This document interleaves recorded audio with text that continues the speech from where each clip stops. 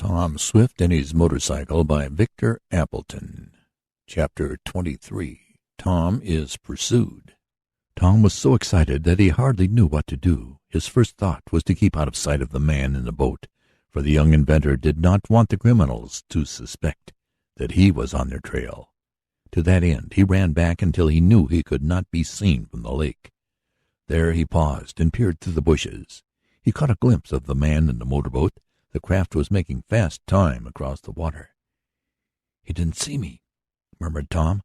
"Lucky I saw him first. Now what had I better do?" It was a hard question to answer. If he only had someone with whom to consult, he would have felt better, but he knew he had to rely on himself. Tom was a resourceful lad, and he had often before been obliged to depend on his wits. But this time very much was at stake, and a false move might ruin everything. "This is certainly the house," went on Tom, "and that man in the boat is one of the fellows who helped rob me. Now the next thing to do is to find out if the others of the gang are in the old mansion, and, if they are, to see if Dad's model and papers are there. Then the next thing to do will be to get our things away, and I fancy I'll have no easy job." Well might Tom think this, for the men with whom he had to deal were desperate characters, who had already dared much to accomplish their ends, and who would do more before they would suffer defeat. Still, they underestimated the pluck of the lad who was pitted against them. "I might as well proceed on a certain plan, and have some system about this affair," reasoned the lad. "Dad is a great believer in system. So I'll lay out a plan and see how nearly I can follow it. Let's see, what is the first thing to do?" Tom considered a moment, going over the whole situation in his mind. Then he went on, talking to himself alone there in the woods. "It seems to me the first thing to do is to find out if the men are in the house. To do that, I've got to get closer and look in through a window. Now, how to get closer?" He considered that problem from all sides. "It will hardly do to approach from the lake shore," he reasoned. "If they have a motorboat and a dock, there must be a path from the house to the water. If there is a path, people are likely to walk up or down it at any minute. The man in the boat might come back unexpectedly and catch me. No, I can't risk approaching from the lake shore. I've got to work my way up to the house by going through the woods. That much is settled. Now to approach the house, and when I get within seeing distance, I'll settle the next point.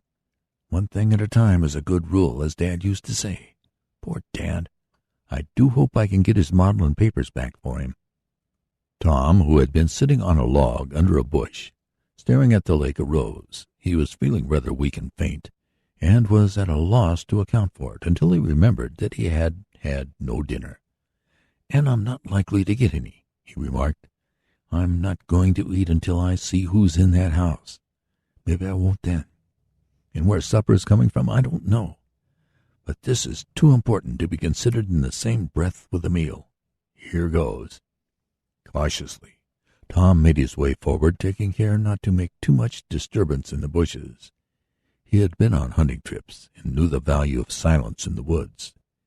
He had no path to follow, but he had noted the position of the sun, and though that luminary was now sinking lower and lower in the west, he could see the gleam of it through the trees, and knew in which direction from it lay the deserted mansion.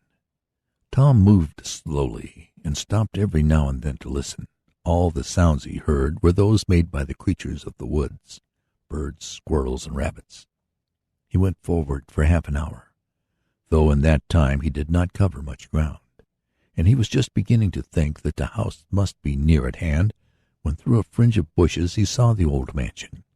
It stood in the midst of what had once been a fine park, but which was now overgrown with weeds and tangled briars. The paths that led to the house were almost out of sight, and the once beautiful home was partly a home. "Well, I guess I can sneak up there and take a look in one of the windows," thought the young inventor. He was about to advance when he suddenly stopped. He heard someone or something coming around the corner of the mansion. A moment later a man came into view, and Tom easily recognized him as one of those who had been in the automobile. The heart of the young inventor beat so hard that he was afraid the man would hear it, and Tom crouched down in the bushes to keep out of sight. The man evidently did not suspect the presence of a stranger, for though he cast sharp glances into the tangled undergrowth that fringed the house like a hedge, he did not seek to investigate further. He walked slowly on, making a circuit of the grounds. Tom remained hidden for several minutes, and was about to proceed again when the man reappeared.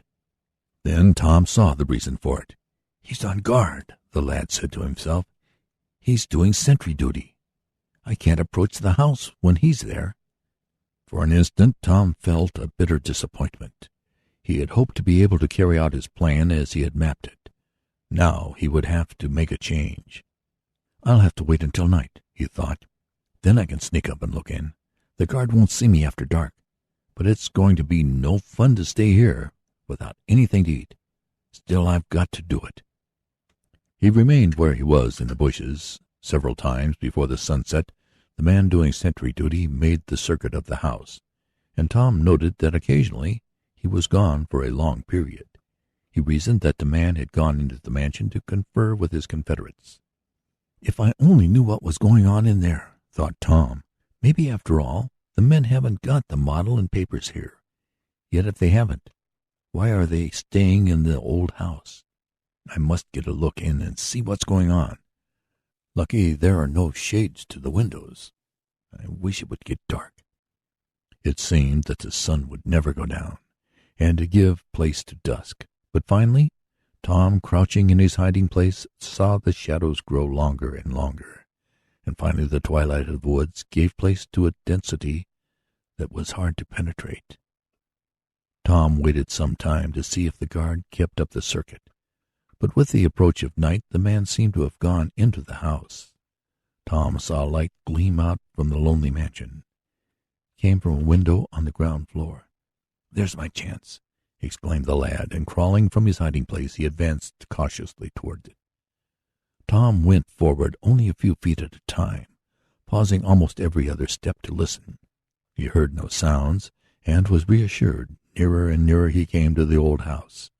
The gleam of the light fell upon his face, and fearful that someone might be looking from the window, he shifted his course, so as to come up from one side. Slowly, very slowly he advanced, until he was right under the window. Then he found that it was too high up to admit of his looking in. He felt about until he had a stone to stand on. Softly he drew himself up, inch by inch. He could hear the murmur of voices in the room. Now the top of his head was on a level with the sill. A few more inches, and his eyes could take in the room and the occupants. He was scarcely breathing. Up, up, he raised himself until he could look into the apartment, and the sight which met his eyes nearly caused him to lose his hold and topple backward, for grouped around a table in a big room were the three men whom he had seen in the automobile. But what attracted his attention more than the sight of the men was an object on the table. It was the stolen model. The men were inspecting it and operating it, as he could see. One of the trio had a bundle of papers in his hand, and Tom was sure they were the ones stolen from him. But there could be no doubt about the model of the turbine motor. There it was in plain sight. He had tracked the thieves to their hiding place. Then, as he watched, Tom saw one of the men produce from under the table a box, into which the model was placed. The papers were next put in, and a cover was nailed on. Then the men appeared to consult among themselves. By their gestures, Tom concluded that they were debating where to hide the box. One man pointed toward the lake, and another toward the forest. Tom was edging himself up further in order to see better, and, if possible, catch their words, when his foot slipped, and he made a slight noise. Instantly the men turned toward the window, but Tom had stooped down out of sight just in time. A moment later, however, he heard someone approaching through the woods behind him, and a voice called out, "What are you doing? Get away from there!" Rapid footsteps sounded, and Tom, in a panic, turned and fled, with an unknown pursuer after him.